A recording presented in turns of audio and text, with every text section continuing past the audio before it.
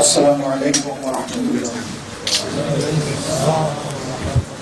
الحمد لله رب العالمين والصلاة والسلام على رسوله الكريم وعلى آله وصحبه وأهل بيته أجمعين. বাংলাদেশ জামাত ইসলামী কেন্দ্রীয় মজলিস শেষ করার আজকের এই অধিবেশন এমন একটি সময়ে অনুষ্ঠিত হতে যাচ্ছে যখন আমাদের প্রিয় জন্মভূমি এবছরের 5 আগস্ট একটি কাঙ্ক্ষিত পরিবর্তন উপহার পেয়েছে। আমি আমার বক্তব্যের সূচনায় আরেকবার এই পরিবর্তনের মূল কারিগর নায়ক, দেশে বিদেশে অংশগ্রহণকারী পরিবর্তনের সহযোদ্ধা, বিশেষভাবে যারা তাদের মূল্যবান জীবন জাতিকে এমন একটি কাঙ্ক্ষিত পরিবর্তন এনে দেওয়ার জন্য উৎসর্গ করেছেন, আমি তাদের প্রতি গভীর শ্রদ্ধা জ্ঞাপন করছি। মহান রবের দরবারে দোয়া করছি আল্লাহ তাদেরকে শহীদ হিসাবে কবুল করুন। অসংখ্য সহকর্মী ভাই বোন, দেশের নাগরিক, বিশেষ করে যুব সমাজের সদস্যবৃন্দা, তারা গুরুতর আঘাতপ্রাপ্ত হয়ে অনেকে পঙ্গু হয়ে পড়েছেন, অনেকে মেরুদণ্ড আঘাত পেয়ে হাসপাতালের বেডে অবশ হয়ে পড়ে আছে, অনেকে চোখ হারিয়েছেন, হাত হারিয়েছেন, পা হারিয়েছেন। এরকম সকল আঘাতপ্রাপ্ত এবং কষ্ট নিয়ে যারা বেঁচে আছেন তাদের প্রতি শ্রদ্ধা নিবেদন করার পাশাপাশি মহান রবের দরবারে দোয়া করি আল্লাহ তাদেরকে সুস্থতা নিয়ে আমল দান করুন।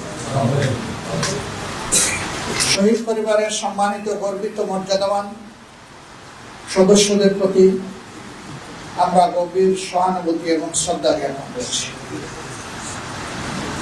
দেশের ভিতরে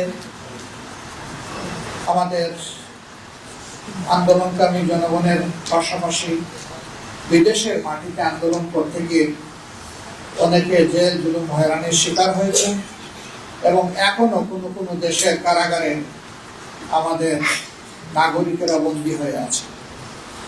আমরা সরকারকে অনুরোধ করব দ্রুততম সময়ের ভিতরে আমাদের মিশনগুলোকে কার্যকর করে এবং সরাসরি ঢাকা থেকে সংশ্লিষ্ট দেশের সরকারের সাথে যোগাযোগ করে তাদের মুক্তির ব্যবস্থা করা, তাদেরকে তাদের কাজে পুনর্বাসন করা এবং দেশে ফিরিয়ে আনতে হলে সম্মানের সাথে ফিরিয়ে আনার দায়িত্বপূর্ণ সরকার পালন করে। আমরা গভীর বেদনার সাথে লক্ষ্য করেছি গত 15.5 বৎসর টানা এই জাতির এক এক করে সব অধিকার হরণ করা হয়েছিল। বাঁচার অধিকার, ন্যায় বিচার পাওয়ার অধিকার, মত প্রকাশের অধিকার, কথা বলার অধিকার, সর্বোপরি তার নিজের মূল্যবান ভোটটি পছন্দের দল এবং প্রার্থীকে দেওয়ার অধিকার সবগুলোই কেড়ে নেওয়া হয়েছিল। অনেক প্রতিভাবান মানুষকে রাষ্ট্রের বিভিন্ন গুরুত্বপূর্ণ দায়িত্ব থেকে জোর করে অবসরে পাঠানো হয়েছে, কাউকে কাউকে ওএসডি করে রাখা হয়েছে। এই সংখ্যা শত নয়, হাজারের ছিল। আবার আন্দোলনের পক্ষে থাকার কারণে বিরোধী দলের অসংখ্য নেতাকর্মীকে ঠান্ডা মাথায় খুন করা হয়েছে। 2006 সালের 28 অক্টোবর লগিবইটার তাণ্ডব দিয়ে সেই হত্যাকাণ্ড শুরু হয়েছিল, আর 2024 সালের 5 আগস্ট পর্যন্ত সেই হত্যা এবং ধ্বংসলীলা বাংলাদেশের জনগণ এবং বিশ্ববাসী প্রত্যক্ষ করেছে। এই সরকারের কাছে জনগণের জান, মাল, ইজ্জত, আবরু কোনো ধরনের কোনো মর্যাদা ছিল না, কোনো নিরাপত্তা ছিল না। এই সকল নিরাপত্তাই কেড়ে নেওয়া হয়েছে। আমরা শ্রদ্ধার সাথে স্মরণ করি বিডিআরের তৎকালীন বিডিআরের সদর দপ্তর পিলখানায় যে 57 জন কমিটেড চৌকস সেনা অফিসারকে হত্যা করা হয়েছিল। আল্লাহ তাদেরকেও শহীদের মর্যাদা দান করুন। এরপরে আঘাতটা দেওয়া হয়েছিল বাংলাদেশ জামাত ইসলামীর উপর।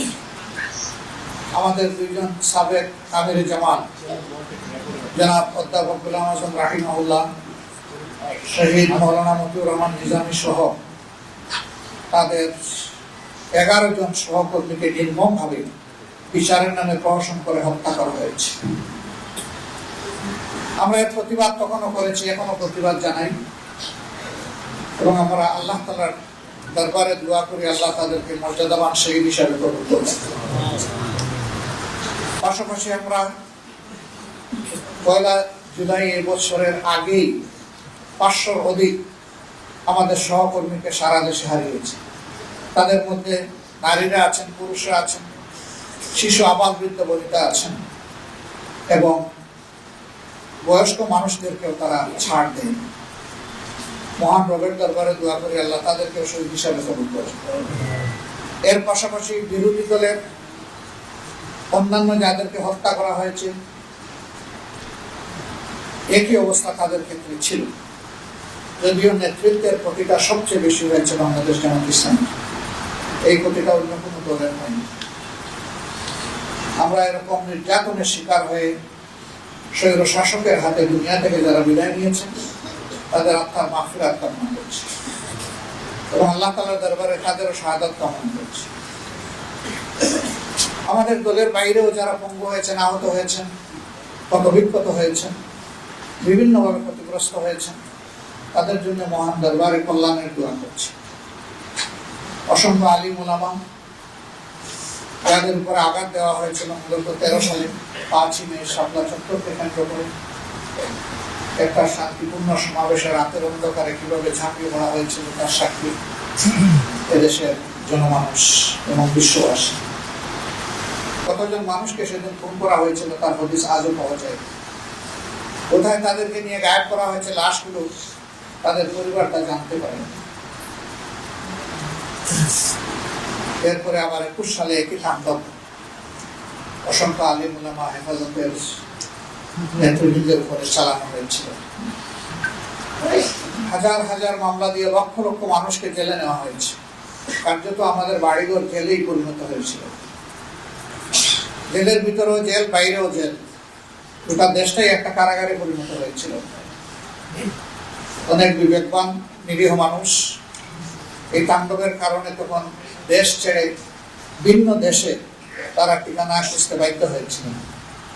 অনেক প্রতিভাবান সাংবাদিক তাদের বিবেকের জায়গা থেকে রিপোর্ট করার কারণে দেশে তারা নিরাপদ থাকতে পারেনি বলে অনেককে দেশ ছেড়ে চলে যেতে হয়েছে। 13 সালে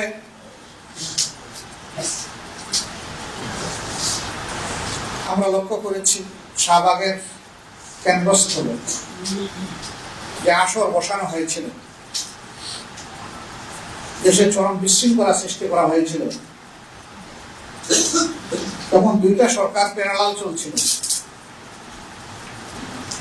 একটা সরকার ছিল সংসদ কেন্দ্রিক, আর একটা ছিল শাহবাগ কেন্দ্রিক। শাহবাগের সরকারই সংসদীয় সরকারের চেয়ে ক্ষমতাবান হয়ে উঠেছিল। তাদের কথায় বাংলাদেশের জাতীয় পতাকা উঠত এবং নামত। জাতি বিস্ময়করভাবে এই সমস্ত বিশৃঙ্খলা লক্ষ্য করেছে এবং রাষ্ট্র থেকে পূর্ণ পৃষ্ঠপোষকতা দেওয়া হয়েছে। সম্মানিত বন্ধুগণ, এই সমস্ত ট্রমা এবং স্কার নিয়ে এই জাতি বেঁচে ছিল এবং প্রত্যেকটি অন্যায়ের বিরুদ্ধেই সোচ্চার হয়েছিল। 15.5 বছরের এই জগদ্দল পাথর আল্লাহ রাব্বুল আলামিন আমাদের সন্তান তৈরি ছাত্রছাত্রী যুব সমাজের মাধ্যমে 1 বছরের 5 আগস্ট সরিয়ে দিয়েছে। কিন্তু এই সরিয়ে দেওয়াটাও খুব সুখের ছিল না। কম বেশি 2000 আদম সন্তানকে এই দেশের নির্মমভাবে খুন করা হয়েছে। স্থল থেকে খুন করা হয়েছে, আকাশ থেকেও গুলি করে খুন করা হয়েছে। এই জন্য জাতির বিরুদ্ধে সরকারের যুদ্ধ ছিল। আমরাও তাদের সকলের প্রতি গভীর শ্রদ্ধা নিবেদন করছি আরেকবার। তাদের সীমাহীন ত্যাগের বিনিময়ে আজকের এই বাংলাদেশ, নতুন বাংলাদেশ। সুতরাং এই জাতিকে তাদের রক্তের প্রতি শ্রদ্ধাশীল থাকতে হবে এবং ঋণ পরিশোধে যত্নশীল হতে হবে। আমরা প্রতিশ্রুতিবদ্ধ আমরা আমাদের সন্তানদের, নাগরিকদের এই লক্ষ্য, এর মর্যাদা আমরা দিতে চাই। এর বিনিময়ে তারা যে স্লোগান দিয়েছিল, উই ওয়ান্ট জাস্টিস, আমরা ন্যায় বিচার সমৃদ্ধ একটা সমাজ চাই, বৈষম্যহীন একটা সমাজ চাই। সেই বৈষম্যহীন এবং ন্যায় বিচার সমৃদ্ধ সমাজ গড়তে হলে সুষ্ঠু নির্বাচনের মধ্য দিয়ে কাউকে না কাউকে দেশের দায়িত্ব তুলে নিতে হবে হাতে। এই সুষ্ঠু নির্বাচনকে সামনে রেখে আমরা বর্তমান ইন্টারিম গভর্নমেন্টের কাছে দাবি জানিয়েছিলাম যে আপনারা কতিপয় গুরুত্বপূর্ণ বিষয়ে আপনাদেরকে সংস্কার সাধন করে সুষ্ঠু নির্বাচনের জন্য সমতল মাঠ তৈরি করতে হবে। এর জন্য একটি রোডম্যাপ দরকার। এরপরে আমরা বলেছিলাম যে সংস্কারের এই মৌলিক বিষয়গুলা সম্পন্ন হওয়ার সাথে সাথেই নির্বাচন অনুষ্ঠানের পদক্ষেপ আপনাদেরকে নিতে হবে। আবারও আমরা একই কথা তাদেরকে বলবো। পাশাপাশি সুষ্ঠু নির্বাচনের অন্যতম মৌলিক দুটি বিষয় অঙ্গাঙ্গিভাবে জড়িত।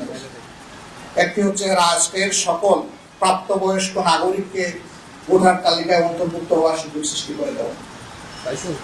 দ্বিতীয়টি হচ্ছে বিগত সরকার জুলুম করে বহু জায়গায় তৎকালীন বিরোধী দলে যারা ছিলেন তাদের এলাকাগুলোকে টার্গেট করে আসন সংখ্যা কমিয়ে দিয়েছে, আসন পুনর্বিন্যাসের নামে জুলুম করেছে। এগুলাকে আবার পুনর্বিন্যাস করা লাগবে বিবেক এবং বাস্তবতার আলো। এই ভোটার তালিকায় আমরা নিশ্চয়ই সবাই একমত হব। গত 3টি ভোট পর পর কোনো ভোটই না হওয়ার কারণে এদেশের মানুষ ভোটের প্রতি তাদের আস্থা হারিয়ে ফেলেছিল। অসংখ্য যুবক যুবতীর বয়স হয়েছে ভোট দেওয়ার, কিন্তু তারা ভোটার হওয়ার আগ্রহী তারা অন্তরে ধারণ করত না। যে যুব সমাজের মাধ্যমে এই পরিবর্তন এসেছে, তাদের প্রতিটা ব্যক্তিকে এবার ভোটার তালিকায় অন্তর্ভুক্ত করতে হবে এবং তার জন্য প্রয়োজন হচ্ছে বাড়ি বাড়ি গিয়ে এই ভোটার তালিকা হালনাগাদ করা। এর জন্য যৌক্তিক যে সময় লাগবে সেটা অবশ্যই সরকারকে আমরা দেওয়ার পক্ষে। আমরা বিলম্বিত বা দীর্ঘায়িত সময় নয়, যৌক্তিক সময়টাই দিতে চাই। পাশাপাশি এবারকার এই যুদ্ধটা ফ্যাসিস্ট সরকারের বিরুদ্ধে শুধু দেশবাসী করে নাই, প্রবাসে আমাদের যে সমস্ত নাগরিকরা আছেন তারা সমানতালে আমাদের সাথে যুদ্ধ করেছে। আমরা তাদের প্রতি শ্রদ্ধাশীল। তাদেরকেও ভোটার তালিকায় অন্তর্ভুক্ত করতে হবে। তাদেরকে ভোটার তালিকায় অন্তর্ভুক্ত করার উদ্যোগ সংশ্লিষ্ট দেশের এমবেসির মাধ্যমেই সরকারকে গ্রহণ করতে হবে। কেউ যদি দেশে এসে করতে চাইবেন, শুধু ভোটার তালিকায় অন্তর্ভুক্ত হওয়ার জন্য একজন নাগরিকের দেশে আসার প্রয়োজন নেই। বর্তমান আধুনিক প্রযুক্তির যুগে ওখানে থেকেই এটা সম্ভব। আমরা এও দাবি জানাই তাদেরকে যেন ভোটার তালিকা অন্তর্ভুক্ত করেই আগামী নির্বাচন সম্পন্ন করা হয়। প্রিয় দেশবাসী, দেশ যখন এই পরিবর্তনের পরে একটা ইতিবাচক ধারায় আগাচ্ছে, তখন আমরা লক্ষ্য করছি যে এই দেশকে অশান্ত করার জন্য পতিত স্বৈরাচার এবং তাদের দূষণ দেশে বিদেশে তারা মাথা ছাড়া দিয়ে উঠেছে এবং তারা অনেকগুলা দুর্ঘটনা ঘটিয়ে এই সমাজকে অস্থির করতে চায়, অস্থিতিশীল করতে চায়। আলহামদুলিল্লাহ, বাংলাদেশের বিচক্ষণ দেশপ্রেমিক জনগণ ইতিমধ্যেই তাদের ফাঁদ বুঝতে পেরে তাদেরকে ব্যর্থ করে দিয়েছে। তাদের ষড়যন্ত্র আল্লাহ তাআলা ব্যর্থ করেছেন, এই জন্য আল্লাহর দরবারে শুকরিয়া দেন। তাদের এই অপপ্রয়াস জাতিকে আরেকবার মজবুত ভাবে ঐক্যবদ্ধ করে দিয়েছে।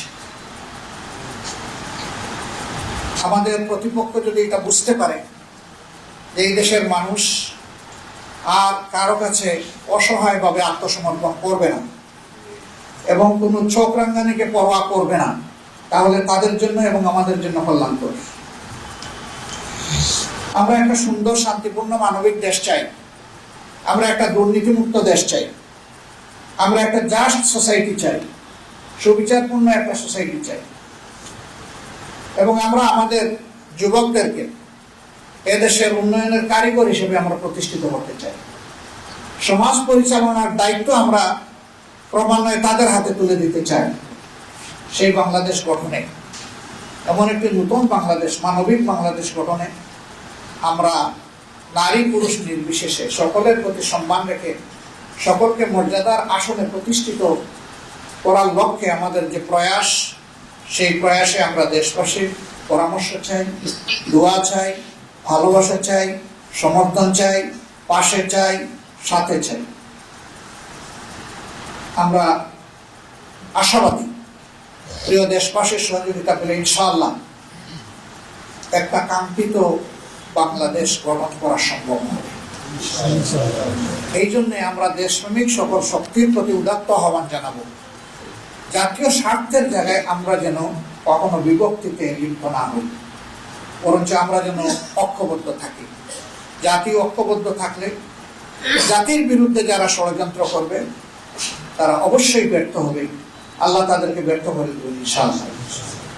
তাই আরেকবার আমি জাতিকে জাতীয় স্বার্থে দল মত ধর্মের ঊর্ধ্বে উঠি ঐক্যবদ্ধ থাকার আহ্বান জানিয়ে আমার উদ্বোধনী কথা এখানেই শেষ করছি। আল্লাহ হাফিজ। বাংলাদেশ জিন্দাবাদ। বাংলাদেশ জামাত ইসলামী জিন্দাবাদ।